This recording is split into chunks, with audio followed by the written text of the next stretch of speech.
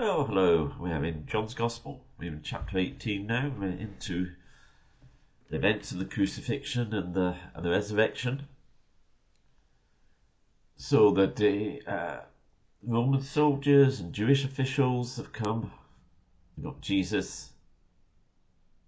And now we get into the arrest and then Peter's first denial. So we read verses 12 to 18 today. From chapter 18, reading from the ESV. So the band of soldiers and their captain and the officers of the Jews arrested Jesus and bound him.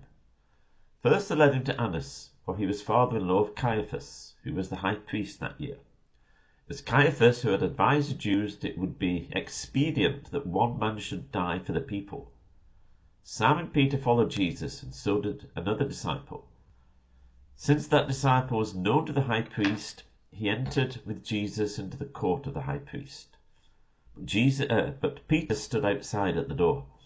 So the other disciple, who was known to the high priest, went out and spoke to the servant girl, who kept watch at the door, and brought Peter in.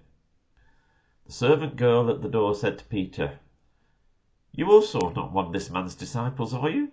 He said, "I am not."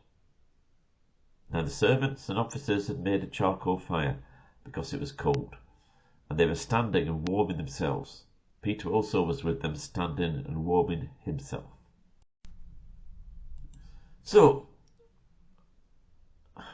well, first of all, in the whole event, the Jewish religious leaders and the Roman authorities were both working in the events which led to the crucifixion.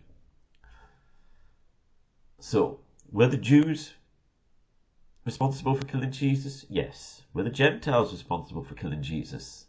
Yes. Are you and I responsible? Yes. Because if you and I hadn't sinned, Jesus wouldn't have needed to die. He went to the cross to pay for my sins and for your sins. People get talked about, when they say, well, the Jews were responsible. Well, it depends how it's said. If you just say the Jews are responsible and we're not, then that is anti-Semitism. That is, and it is wrong. And there have been times throughout history when people have blamed the Jews in that sense, and that's utterly wrong. But they were responsible.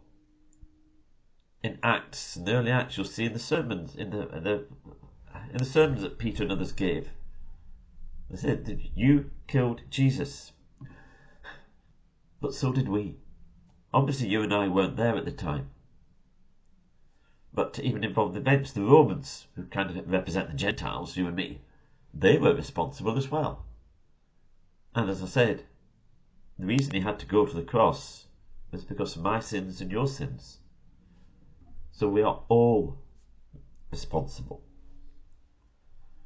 And it looks as though man is in control.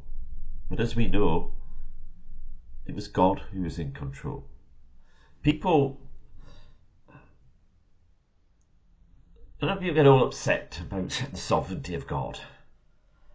On the one hand, if those who believe in the sovereignty of God, who say, yes, this is absolutely true, tend to be a Calvinist or Calvinist approach. Now, if you go too far, if you then deny human responsibility, then you're wrong.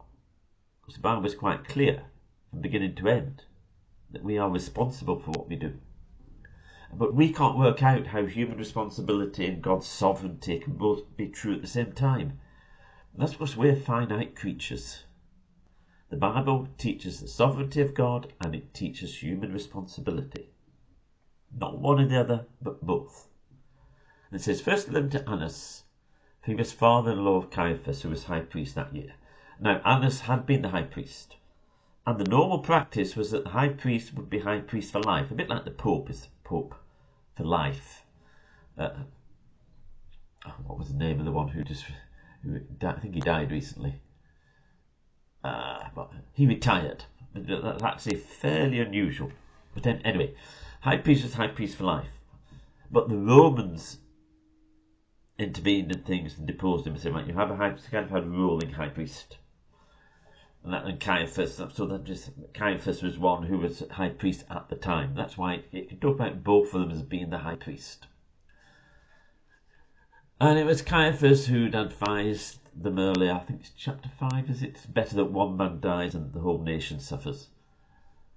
And John there says he was prophesying. Now Caiaphas is clearly not presented as a good man. And it means that because you prophesy, that doesn't mean you're good. Remember, I think it's the Sermon on the Mount. At the end of it, Jesus says, someone come to me and say, we prophesied in your name, and I'll tell them, get away from me. I never knew you. So, prophecy is a good thing, but it doesn't give you a badge of honour, if you like. Anyway, these events are also taking place, even though they're taking place at night, which is the most unusual time. It was a put-up job, was the trial of Jesus. Then we go on to Peter, and I remember Peter had said, I'll die for you, Jesus. And then we see here that when it came to the bit, he wasn't ready to do that, wasn't able to do that. Later on he would, but at this point he wasn't. When it talks about another disciple, that is probably John, who is the other disciple here.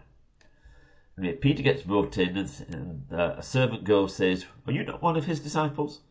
Now why did Peter denied it? Why did he do that?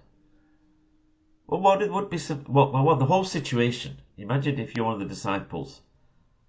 It's a situation of threat, danger, because everything now is going wrong. They've got Jesus. Will you be next? So although the servant girl is not going to present any threat in herself, if the others then learnt that Peter was a disciple of Jesus, he then might fear that he was going to be arrested. Also, it can be maybe in that sort of situation, someone asks a question, you might just give a quick answer without thinking, and then later on you regret giving that answer. And it's perhaps significant that in 1 Peter, I think it's chapter 1:13, Peter says, prepare your minds for action. We need to be ready and we need to think. But anyway, the events of Easter are now starting to unfold.